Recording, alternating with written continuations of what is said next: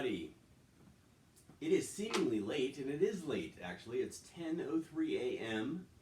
on Wednesday, July 20th, 2022. It's time for the Angelus, the Psalter,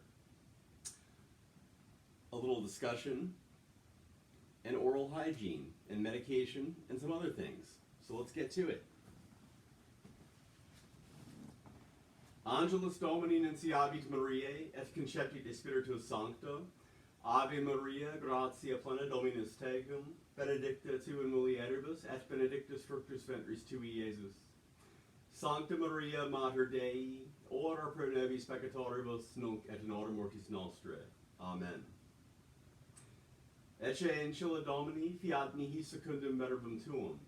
Ave Maria, gratia plena Dominus tecum, benedicta tu in mulieribus, et benedictus fructus ventris tui, Iesus. Sancta Maria, Mater Dei, ora pro nobis peccatoribus, nunc et in hora mortis nostrae. Amen. Et verbum caro factum est et habitavit in nobis. Ave Maria, gratia plena Dominus tecum, benedicta tu in mulieribus, et benedictus fructus ventris tui, Iesus. Sancta Maria, Mater Dei, ora pro nobis peccatoribus, nunc et in hora mortis nostrae. Amen. Ora pro nobis Sancta Dei genitrix, ut digni efficiamur permissionibus Christi. Oremus.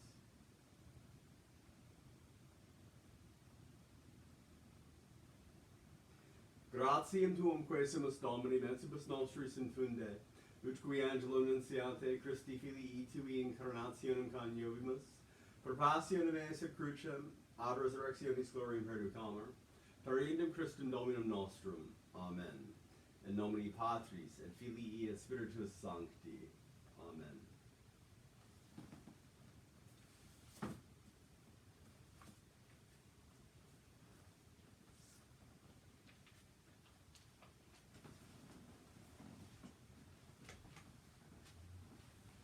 Once again, for anyone that's wondering why I'm sitting low, I'm in this on this ottoman because it's a little bit easier for me to pivot like that if I need to turn around in the morning, which I don't need to, at 6 o'clock I just use that chair because I don't really need to turn around as much, to get to things. So I use this instead and put the chair over there. Also, for anyone that missed why we're back to candles now is because I mentioned when I took them away that the reason for that was because I wanted to see if they were causing the problem with the carpet. Because I had read somewhere online that candles can blacken your carpet. Now I'd never had that happen to me before in the past, but I thought, well, you know what? These are dollar store candles, and maybe that's what's happening. Maybe there's soot that's getting on the carpet. Well, anyway, so we did a period of time without them, so I could observe if it was getting worse or better. And it seems for a while it held, and it actually appeared to be getting better for like a very short period of time. But I did say it's not long enough, and it could just be like wishful thinking. Hold on. And no, over time it is definitely, at the very minimum, it has not gotten any better, and it seems to have gotten worse. So I think what we're dealing with here, given that there's also a fold in the carpet over here that I'm pretty sure was not here when I moved in. I mean, I would have noticed it because it's pretty pronounced. And I've only started to notice it recently. Now I could be wrong on that, but I mean, with it, like I said, with this, it's kind of it's pronounced. So I think I would have taken notice of it and how unsightly it kind of is earlier if that was the case. Anyway, so I'm thinking it's mold. And I told my landlord about this months ago, and I did say, actually, in the video, at the time, because I was nervous about losing my house or my apartment with everything that was going on. And I said that I kind of half joked, but I was sort of half serious at the time. I said that, I'll if I get a chance, I'll look, I'll pull the carpet up a little bit and see if I can see if there's anything under there. I said, I may not tell you if there is, just in case I get, I don't want to get, kicked out. Not kicked out like by him, but by, for those of you that don't know, I live in, Section 8 housing, subsidized housing. And so they do housing inspections. And if they caught that, you could have to move. And at the time, I was not thinking about me being under a doctor's care for COVID, post-acute COVID, and I have been for over a year. So, I mean, that's probably going to factor in too. I mean, that's probably going to, work in my favor as well. But we do have a housing inspection coming up on the 15th, I believe it is, of August. And I want to get this taken care of, no matter what. I'm not, you know what I mean? Now that I know it's mold, I don't want to be in here, like, with it just kind of, I don't know if they call it festering, but you know what I mean, growing and stuff like that. Because we don't know what kind of mold it is, or if it's mildew, or what. And that can cause additional health problems. So, all right, so Psalm.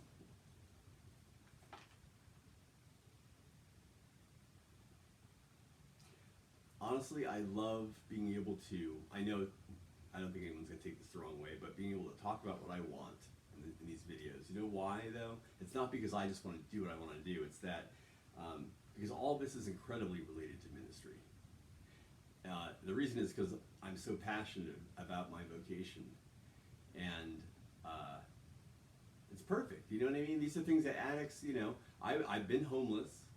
All right, like if these are things that, like, if an addict's watching it and they're interested in kind of doing the same thing that I want to do, which doesn't mean that you have to, this is my vocation. This is like what I do. It doesn't mean that you have to do. I mean, obviously, there's going to be people that want to walk the right path as much as they can. They've got something like addiction, or that's chronic. Or basically this, you're a drug addict, right? And you can't get clean, or you're trying to get clean, with an emphasis on, okay, a lot of time has passed, you're not able to get sober, what next? Because that's my story. And, you don't want to be out there doing the same stuff that other people are doing. You're doing something different. You have a different view for your life. Not judging my friends, I'm not, but I don't want to be out there with them doing what they're doing. I never did. It's not, and there's nothing wrong with maybe you're even a rare case that, like, and God bless you for being here. I mean that. If by some chance that was you and now you don't want to do that anymore, like, I'd give $1 million to see that happen with one of my friends.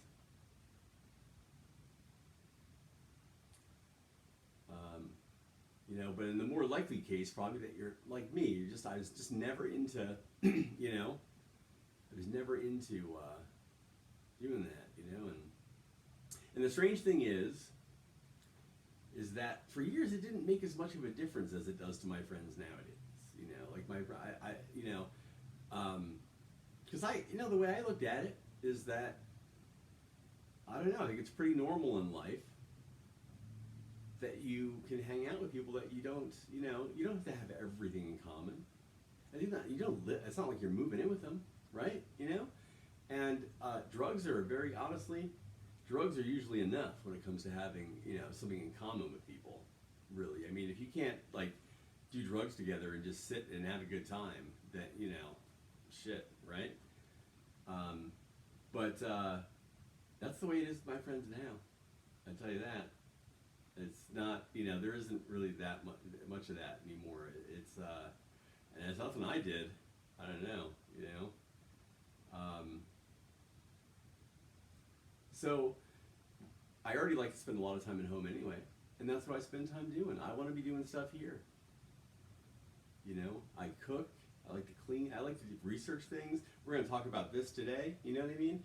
All right, because I spent time on this last night, and it's going to be something I'm going to do today. You know, pretty much. There's almost nothing though that I spend time on that honestly is not pertinent to this ministry, which is great. Which is sounds crazy until you consider what the ministry is. You know, I mean, there's in traditional ministry, all right, like for a Catholic priest or something like that, or Episcopal priest, they're going to probably be thinking like, well, there's a lot of stuff in my life that really it's not related to my ministry, even though they can kind of see that it is, but like it kind of isn't. You know what I mean? Like for example, like unless there was a big theological point to make about watching an episode of like I don't know what's big on TV right now. I don't even know because I don't watch TV, but pick a show, you know. That wouldn't be something that you would like spend time in a sermon talking about, you know, to make another kind of point. Okay, well, see, this ministry, yes, there's theological point. I mean, of course, theological points, but there's also points about living life as an addict and how I'm going to throw this out here. You may think I'm, wow, popping a few buttons on my shirt saying this, but I like the way I think about things, and I like to demonstrate it for people. So that way, maybe like it might be contagious in some respects. You know what I mean? Like, hey, you know, if you hear something you like, I like that thinking. All right, you know, and I just say that I don't think I have like. It's not that I'm so.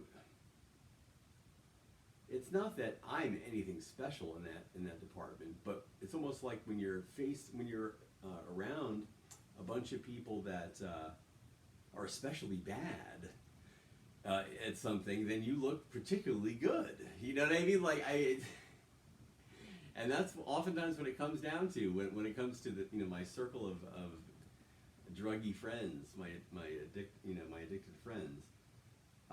As much as I love them, and I really do. I'm hurt in a way that I don't like to be sometimes about it.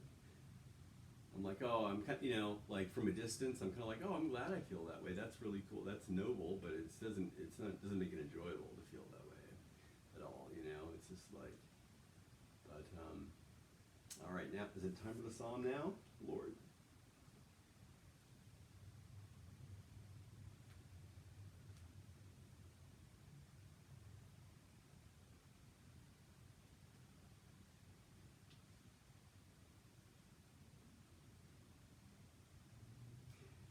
You know what would make an interesting project?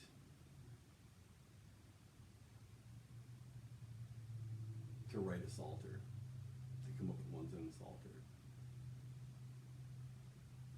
You know?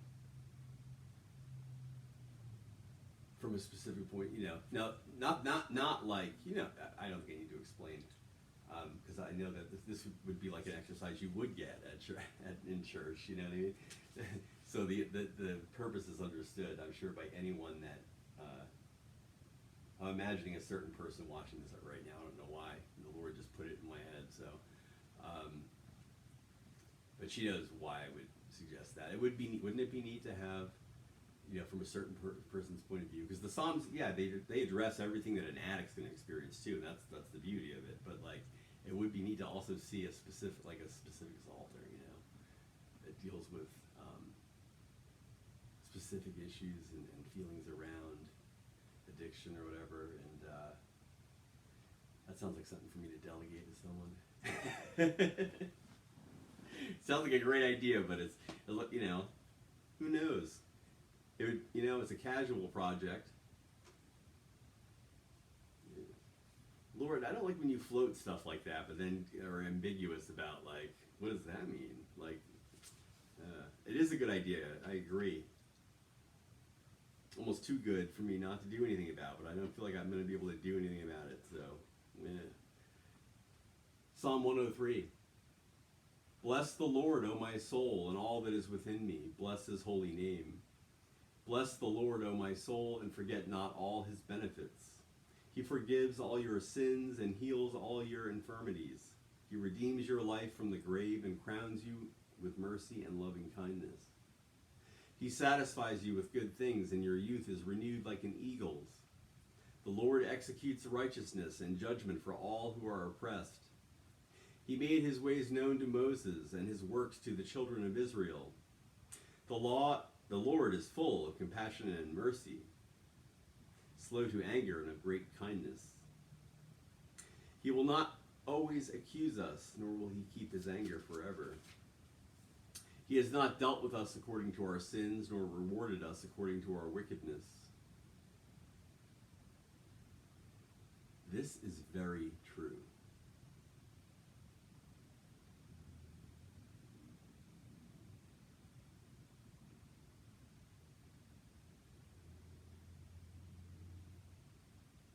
Wow.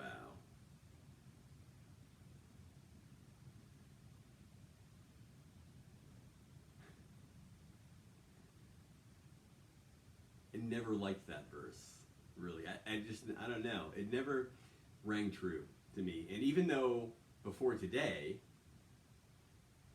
I knew what I know right now when I read it, it didn't kind of click with me today. Like today, like, oh yeah, that's very, very true. But if I understand it correctly, it's in somewhat contradiction to other areas of the Bible. But what is not? What isn't? I mean, there's tons of things in conflict.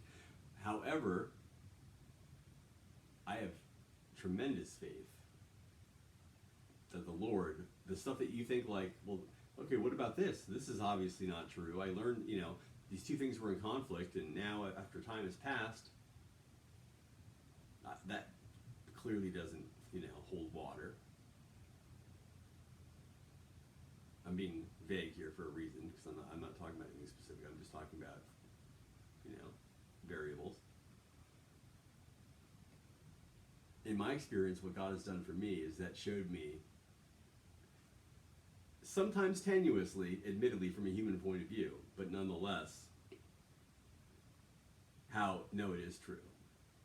Just not in the way that, you're looking at it. Like, and sometimes I'm like, oh, that's nice. That's rich, God. Okay, yeah, so I see that that's true there, but, like, most people are not going to take that way, so, like, that's pretty, and you making us take it that way, the way we do, is kind of like, and he's like, yeah, deception, right. And I'm like, okay, as long as we're clear on that, because yes, absolutely. For as the heavens are high above the earth, so is his mercy great upon those who fear him. As far as the east is from the west, so far has he removed our sins from us. As a father cares for his children, so does the Lord care for those who fear him. For he himself knows whereof we are made. He remembers that we are but dust. Our days are like the grass. We flourish like a flower of the field. When the wind goes over it, it is gone, and its place shall know it no more. But the merciful goodness of the Lord endures forever on those who fear him, and his righteousness on children's children. On those who keep his covenant and remember his commandments and do them. The Lord has set his throne in heaven, and his kingship has dominion over all. Bless the Lord, you angels of his.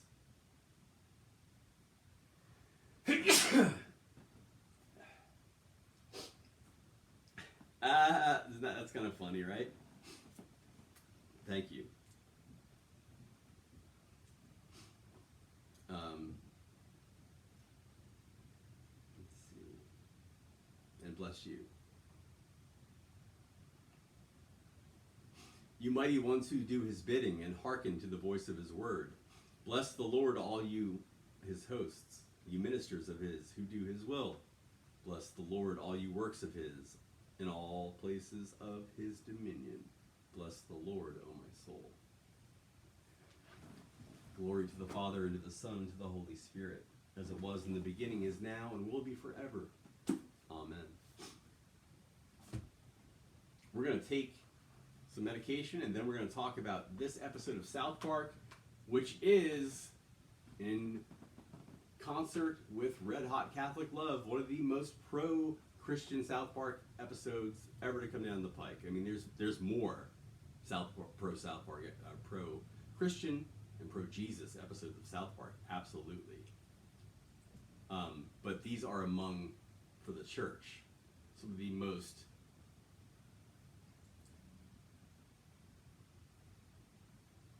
healthy, loving, almost Christian, from a Christian point of view, ways to admonish. This is like Paul right here.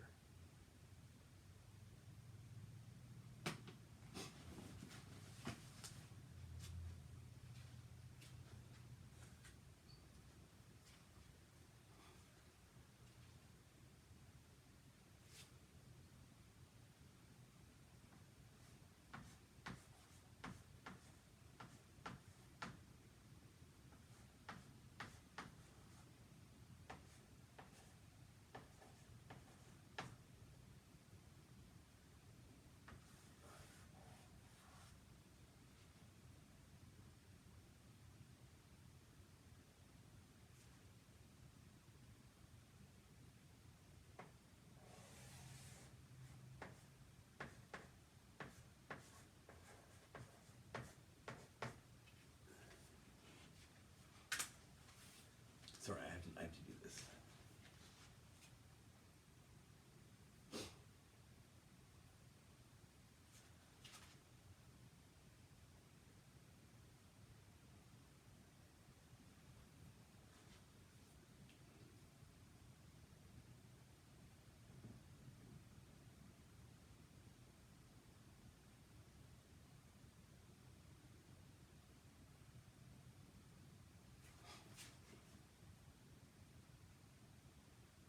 I love when the Lord inspires me to do things like this, text people what's going on in the service right now. Okay, all right. This isn't it is very much a service. Stick around.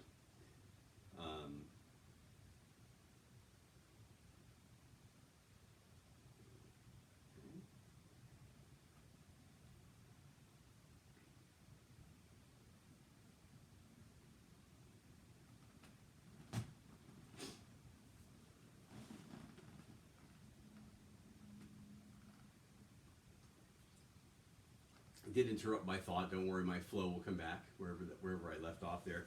He's like Paul, though, right there. Absolutely. You know, you can tell we're going to read the summary, the plot of this episode, and I challenge you to tell me that it's anti-clerical, anti-Christian, anti-Catholic, or it's impossible because it's pro all of it. And so was Red Hot Catholic Love. Now, was there criticism? Was there blowback from the Catholic Church in this episode? Absolutely. According to Wikipedia, though they said it wasn't because it made the Catholic Church look bad. It was because they were upset that the boys that had been molested were actually adolescents instead of younger boys, and that like they.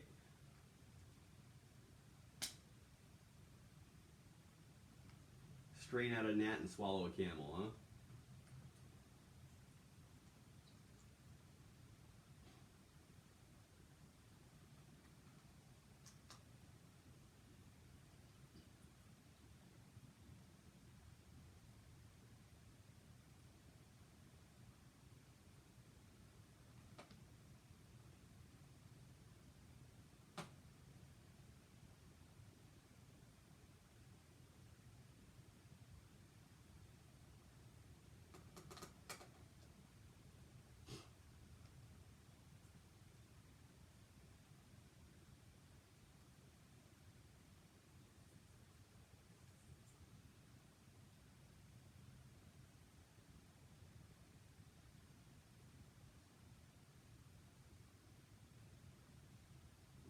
That's what I didn't do last time. Perfect. Okay.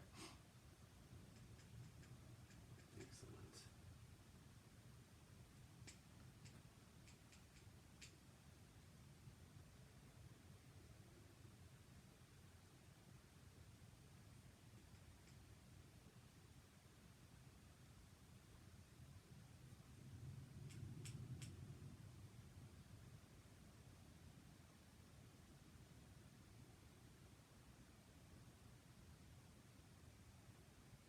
Now I don't even need to do I was trying to find another way to avoid having to do that little like pain in the ass ritual with this in the morning. Now I can do the same thing. Good. All right. I had to pull. You got to get the liquid out of the little narrow, I don't know what that's called, but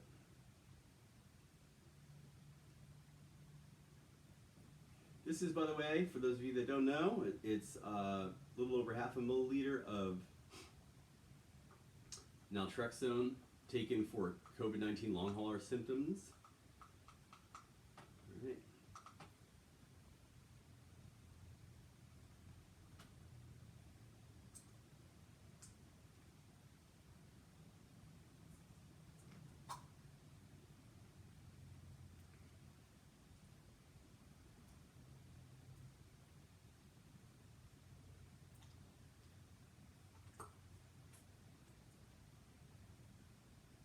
Well,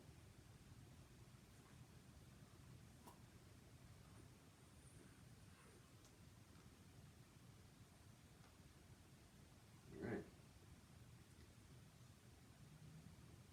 I think I should pump a little bit more in there from now on. Just a little, maybe put it up to like almost 1, because some of it, you don't get all of it. I want to make sure I get all. All right, so that's done.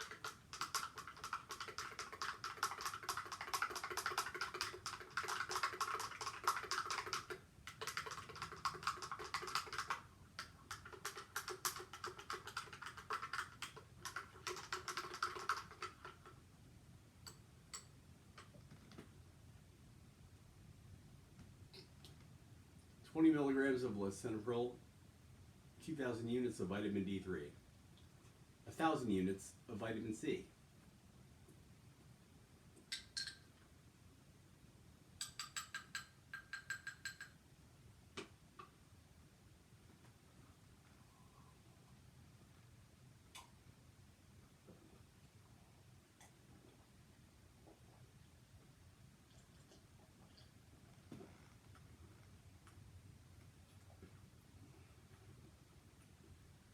A quick mention for those of you that do not know. Right now, in the the gay, lesbian, bisexual, transgender, pos community, the gay community,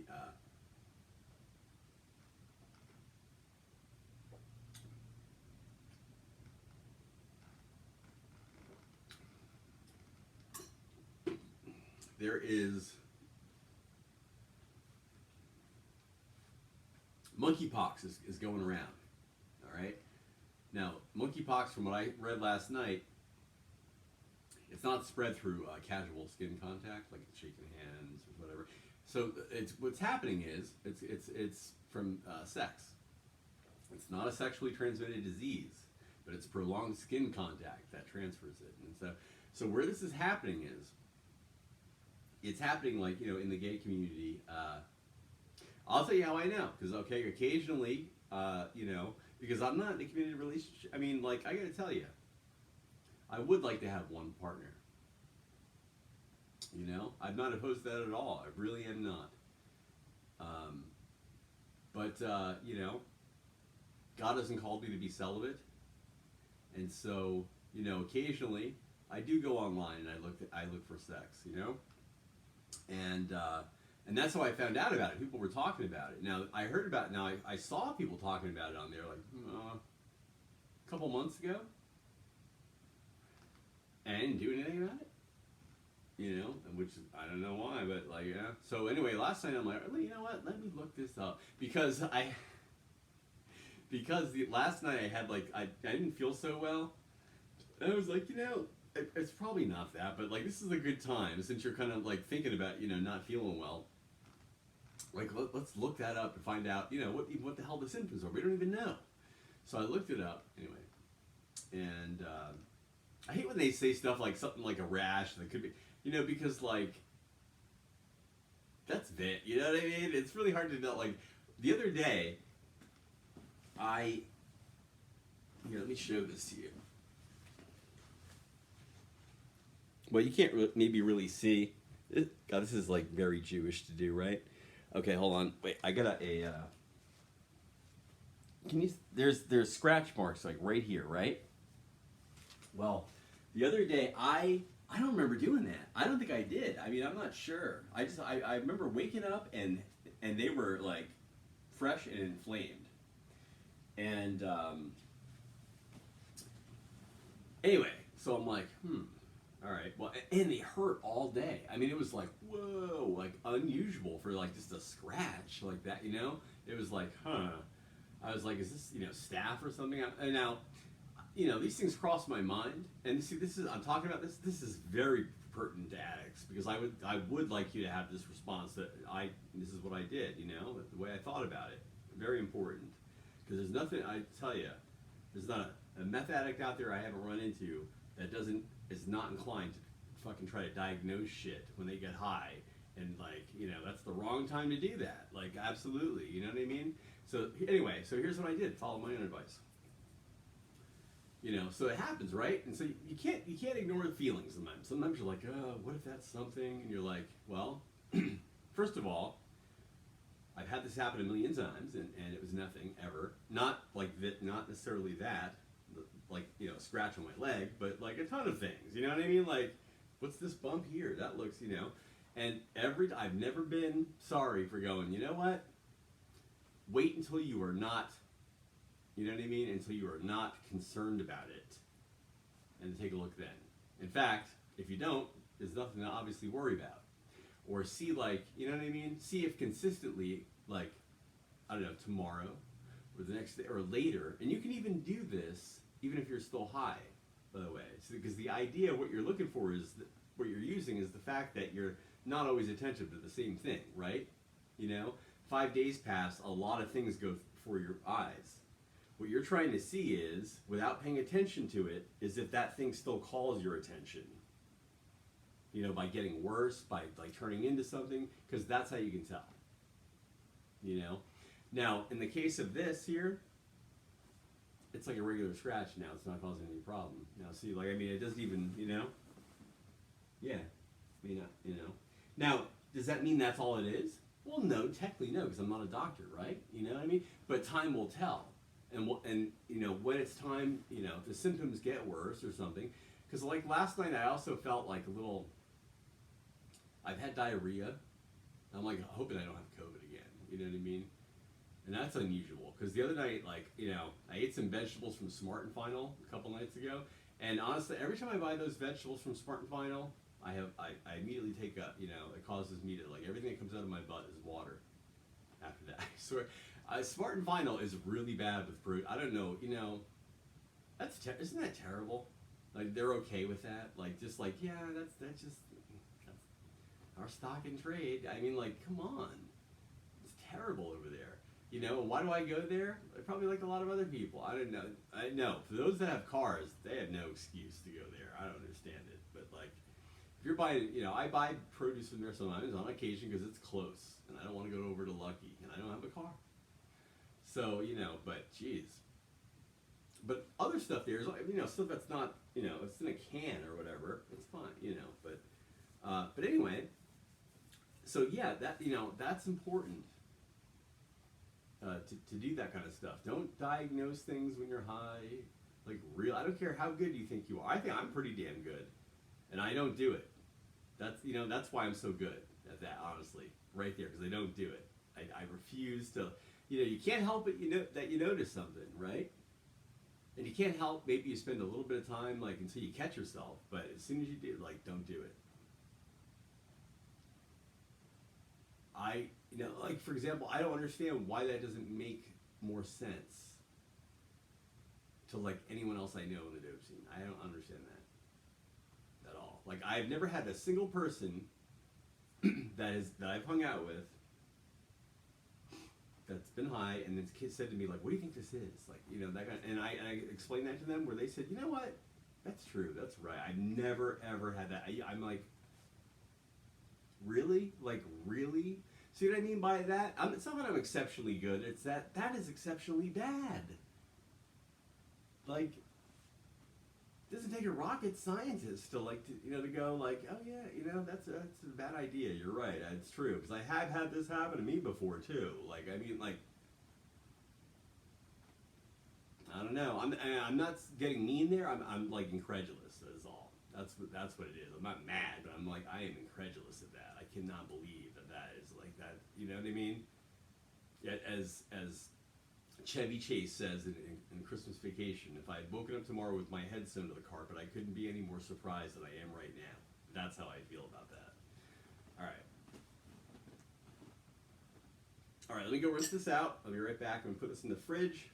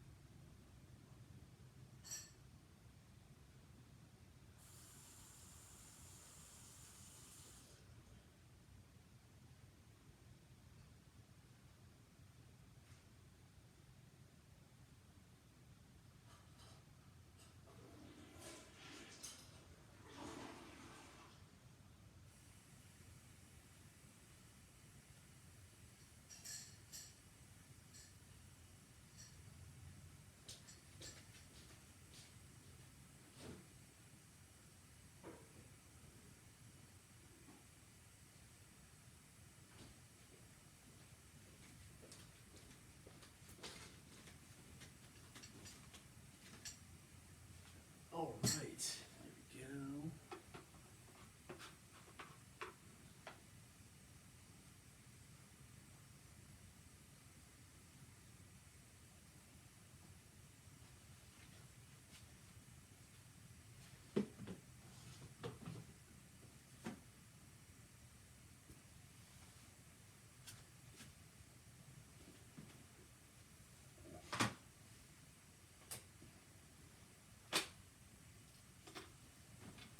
Okie dokie.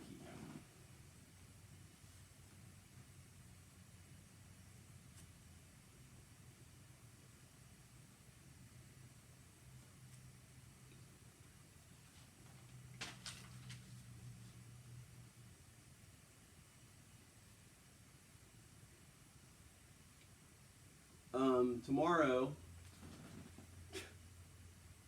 you're amazing, Lord, I swear.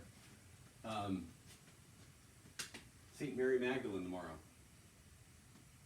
Oh, Friday. Sorry, Friday.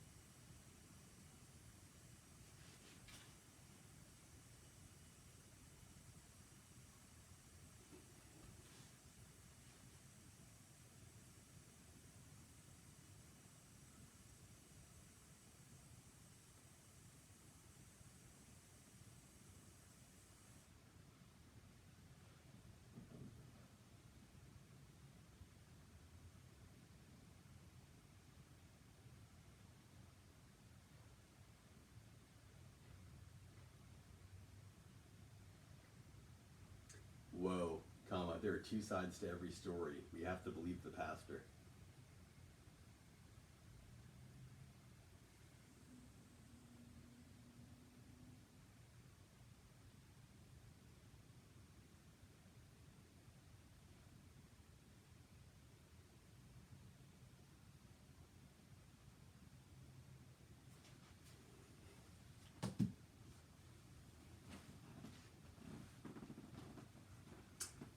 Well, I guess I should fill you in on that. Father Bernard Debine was a priest. He passed away in 2010. In year 2000 or so, 1999, 2000, 2001, here in San Francisco, he was they said high ranking. I can't remember what his position was, though, but he was pastor at a church. I think he might have been a Monsignor, though. You can be a Monsignor and pretty much. It's just really a title. It's not like you know what I mean? It's not like it's like you're a cardinal or anything like that, or a bishop. I mean, it's just kind of like an honorific. And but I know he was pastor at a church. Anyway, so he got busted in a parked car with his pants down with a 17-year-old on Mission Street or something like that in San Francisco.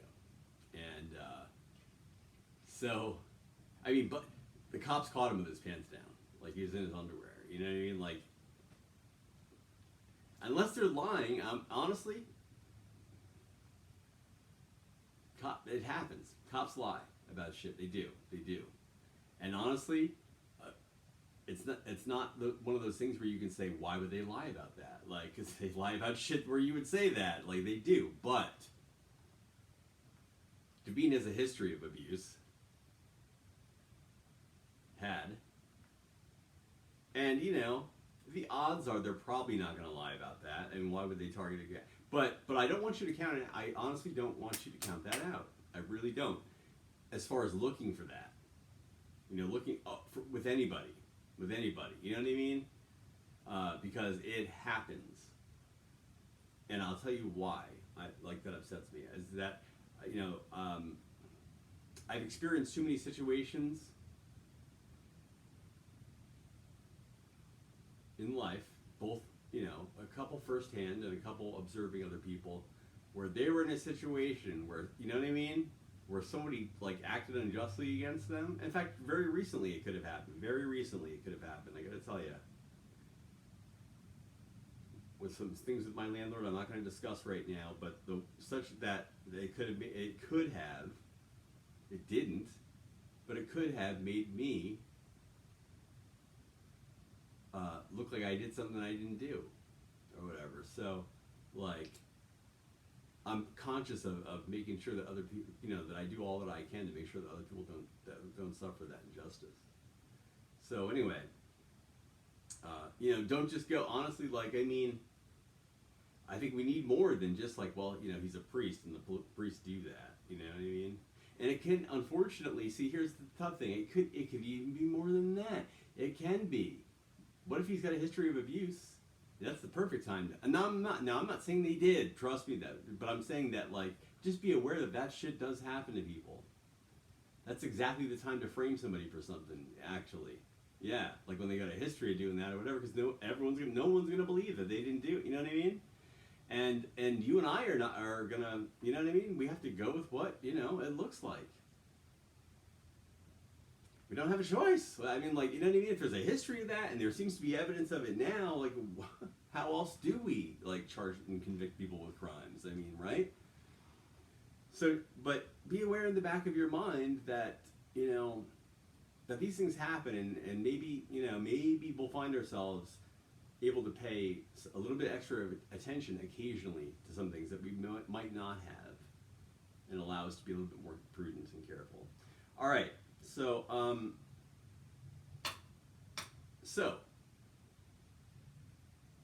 the article there, at the end of it, now Debine says that, you know, the boy says that they drove around, or like they drove someplace and then they stopped and he just, like, kind of went for him, you know? And then the priest says that, no, he doesn't really remember the conversation that they had, the boy does. he doesn't really remember the conversation that they had, but that they had talked about job opportunities because he needs some work. He was a 17-year-old Mexican dude or whatever, and I could tell from the story the type of guys that he obviously like was who he's going after. You know what I mean? Like kind of like probably doesn't speak English that well. He's walking around down in the mid, you know what I mean? That sort of thing. Like really, and so.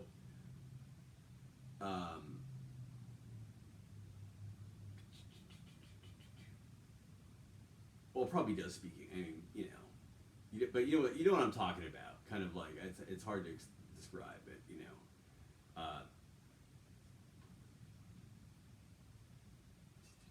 Yeah, it's hard to imagine a 17-year-old Mexican kid in this country that didn't. I mean, like you know what I mean? Like unless you literally just got. I mean, like even then, I don't know. Like I mean, right? But anyway, so so don't take me literally on that. But you know what I mean. And so then. Basically, then the article ends by talking to the parishioners at his church, and they're like, "Oh, we're shocked this happened. We can't believe." Of course, right? And then this one woman's like, there are two sides to every story. We have to believe the pastor. I'm like, wow, oh my! So that's a big tagline of mine now. It's like my running. I love that. I use that line all the time. We have to believe the pastor. We have to believe the pastor. Like, yikes.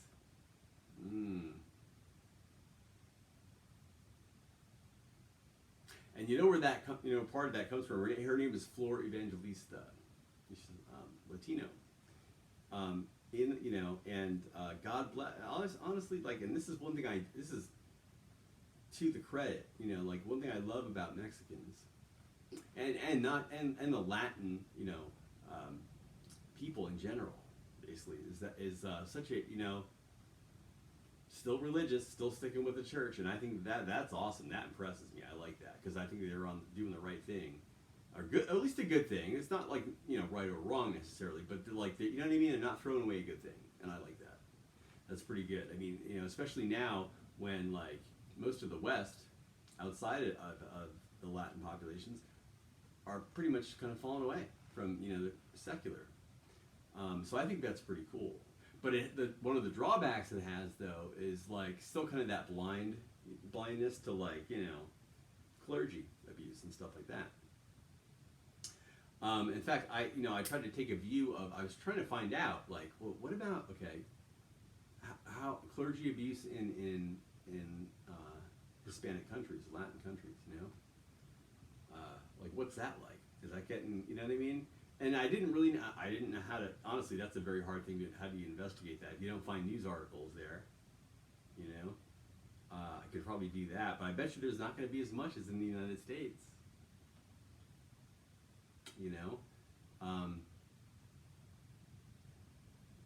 it's kind of a,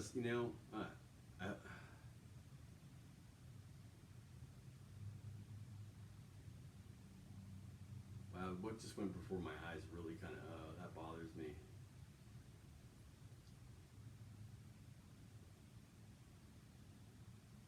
I hope I hope that doesn't mean that it's going to be like an egg for them. You know what I mean? Or a balloon that kind of like blows up and, like denial, and then all of a sudden, then when they admit it, then it's like disgust, sort of a thing. Wow, I don't know. But anyway, but we're speculating anyway, so let's not go down that. So that's a joke, and I sent that to my dad. I sent a picture of boy, priest, park, and then I said, we have to believe the pastor, my dad.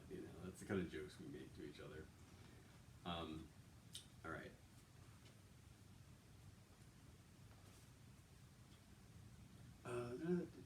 Angelus, Latin. It's gonna be a long video. All right. Then an extra 15 minutes, 12 minutes to brush my teeth. On top of that. All right, Latin. That's what I need to do. That's why I'm doing it. I mean, I hope it works. I hope it's something we can do. All right, let's see.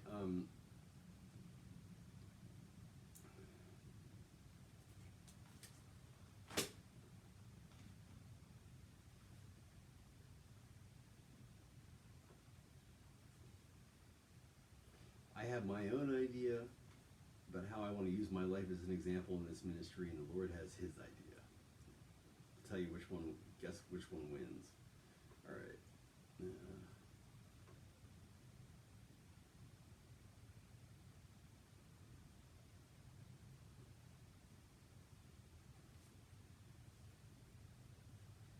Yeah, it's true. Sometimes it is both.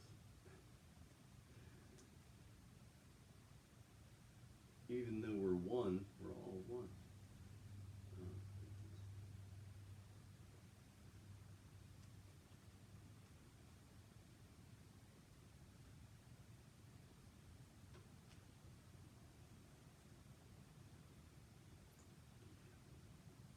2,000 units.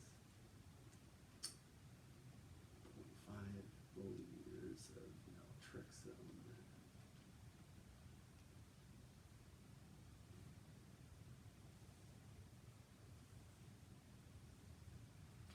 Okay.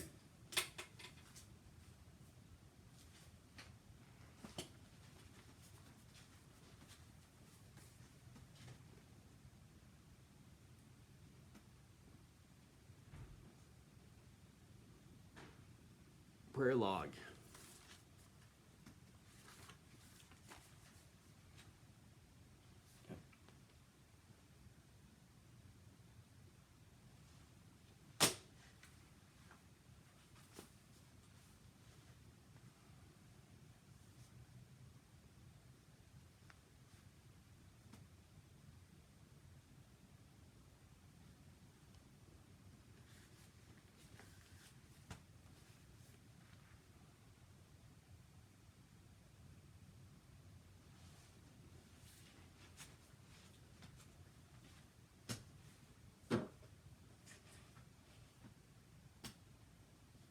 Okay, so now we're going to talk about this episode specifically a little bit, okay?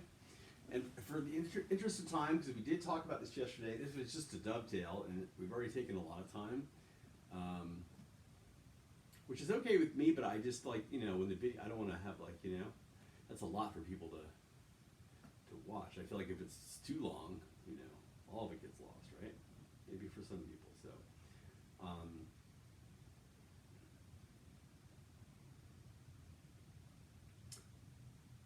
Father Mac, okay, so the episode, of course, is called A Boy and a Priest, and I did not know about this till yesterday. I was looking up memes, South Park memes, for a title screen. I was going to use the Catholic boat, from Red Hot Catholic Love, as the title screen for part 2 of yesterday's 6 p.m. video. And then coming across that, I came across a South Park video, apparently on the church, from what I could tell, that I did not recognize. And I was like, what is this? And I looked it up. It's this. Okay, so I won't repeat those details there. Here's the plot. As the families of South Park gather at church on Sunday, Stan Marsh questions why he has to attend every week. His parents, Randy and Sharon, admonish him on the ritual's importance and say that they always feel better after each service. At church, Father Maxey struggles to deliver his sermon amid all the constant interruptions by members of the congregation who make jokes referencing Catholic Church sexual abuse cases. Butters Stotch attempts to console Maxey, relating to him how he had been the subject of ridicule at school but now enjoys greater popularity. Encouraging him not to give his tormentors the satisfaction of cowering in shame, he invites Maxey to board game night with his friends at Stan's house, but Maxey's appearance there garners more ridicule from Randy, who finds the scene of a Catholic priest sitting with 5 boys worthy of a photograph on social media. That is pretty funny.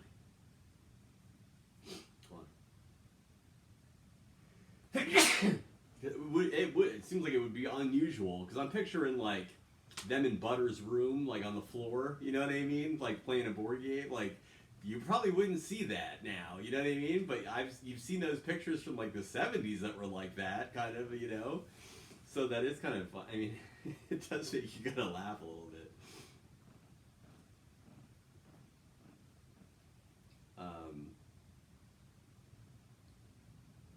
Encouraging him not, okay, and he invites Maxey to board game night, but Maxey's appearance, okay, finds it, okay, photograph. When an embarrassed Maxie leaves, Butters goes after him, saying that he himself was once like Father Maxie.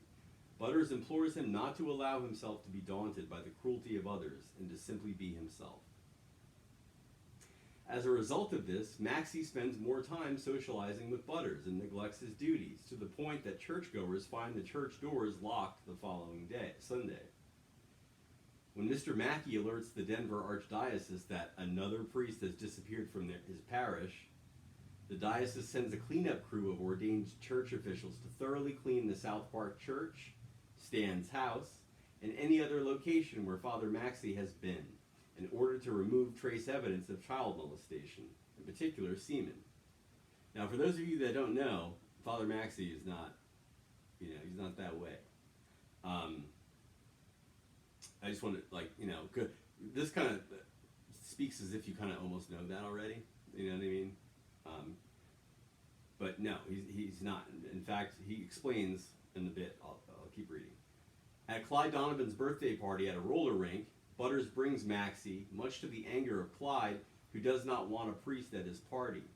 A demoralized Maxie leaves with Butters and later confesses to him that some time ago he learned the extent of the Catholic Church sex abuse problem, and that it was worse than anyone thought, as seen in the episode Red Hot Catholic Love, which he is the hero of that episode.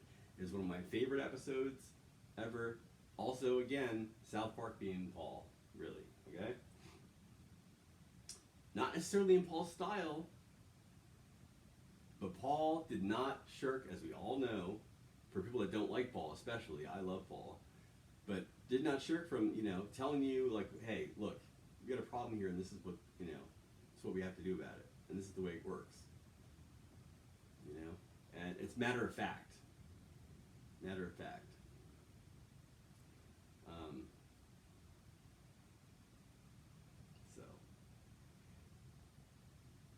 When the cleanup crew appear at the roller rink and learn that Maxie was there with Butters, they kidnap Stan and Clyde, and after tracking Butters down, they kidnap him as well.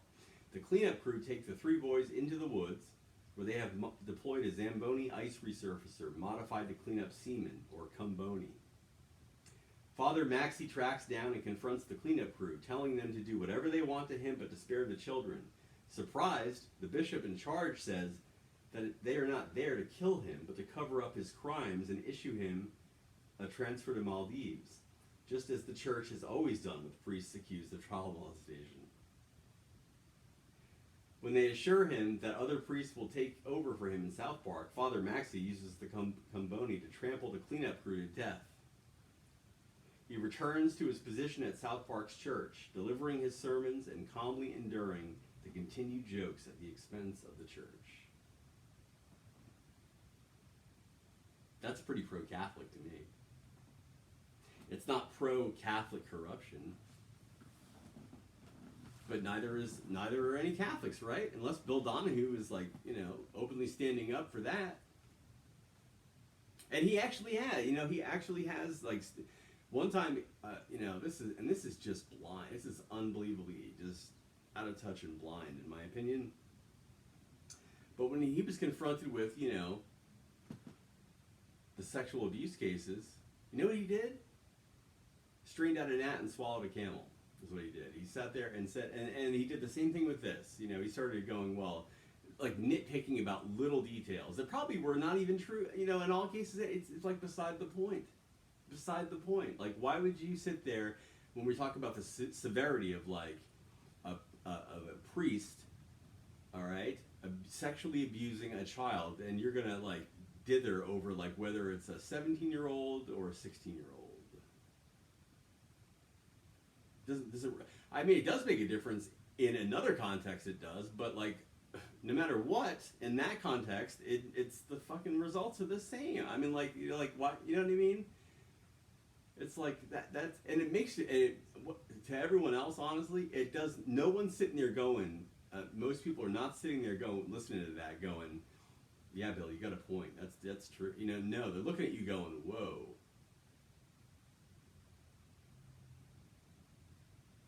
They're slithering around something.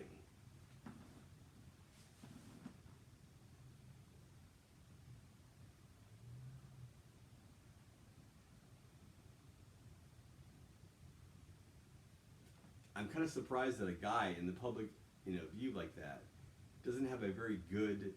Maybe he does, and he chooses to do it anyway. I don't know. I just don't know how you could. But I was going to say is that you have to have several levels of awareness. I think a lot of times, at least it helps.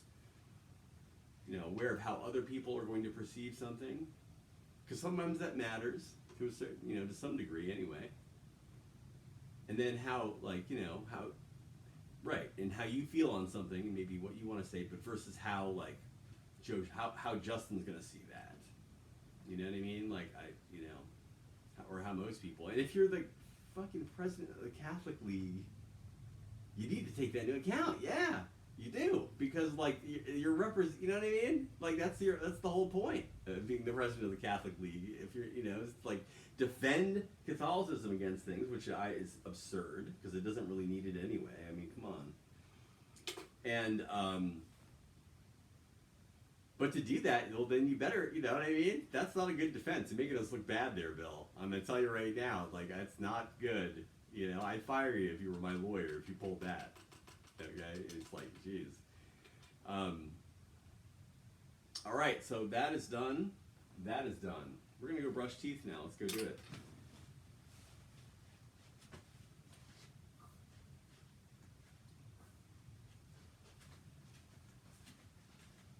All right, and let's grab a toothbrushing log is where? It's not in the bathroom. No, it's over here. All right. Why is it not in the bathroom? Because sometimes I have to wash dishes in the bathroom. So I gotta use that space where the logs usually are, so I gotta move them out so they don't get wet.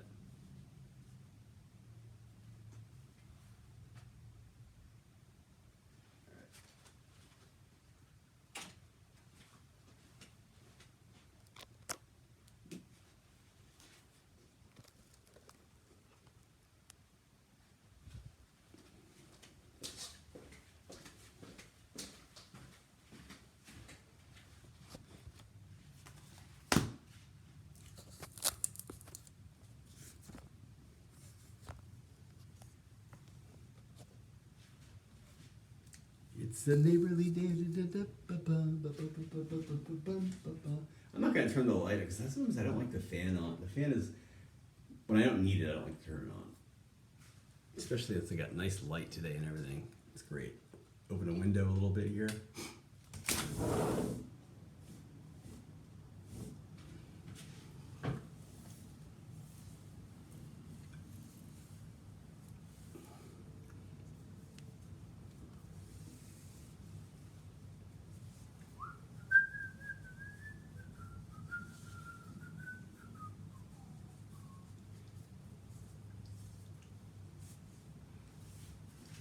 Right. How about it?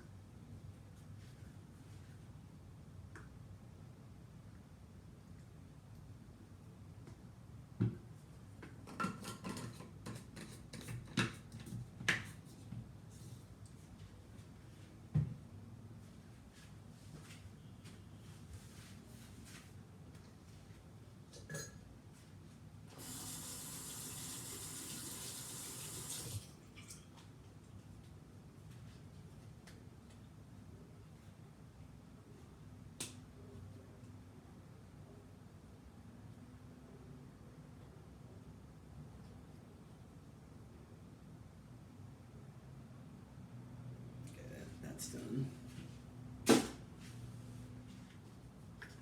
At least not whatnot.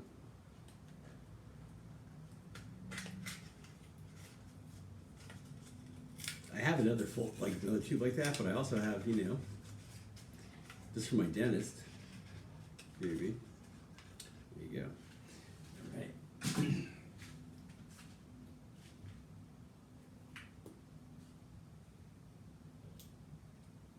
Oh, jeez, would you look at this?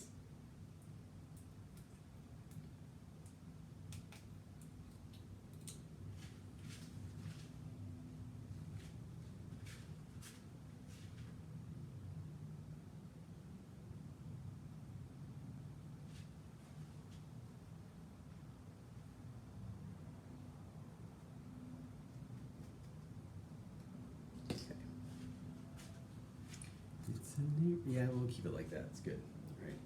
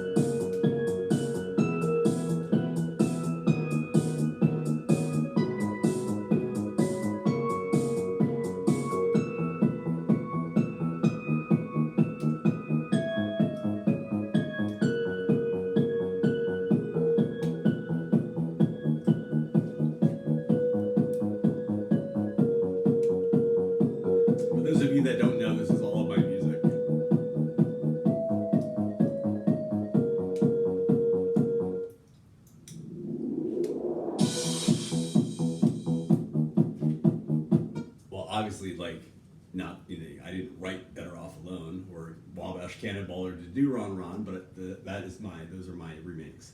And in one case, I'm pretty sure that no one has ever heard Wabash Cannonball and To Do Ron Ron together before I did that. So I think it's pretty cool.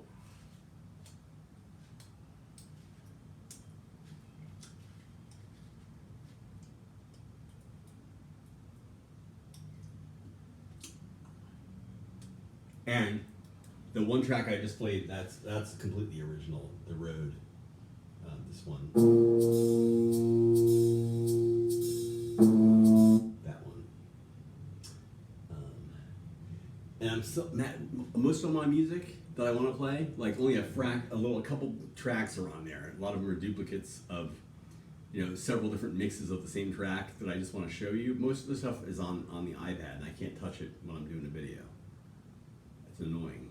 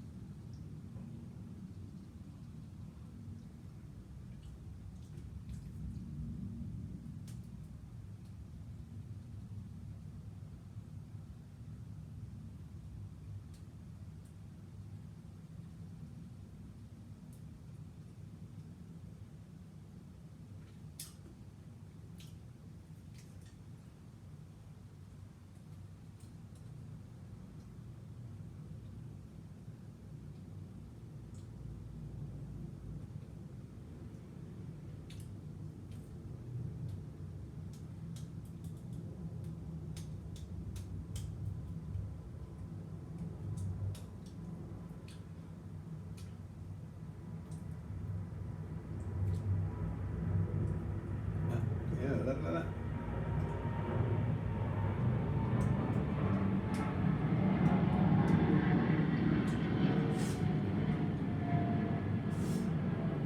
All right, there we are.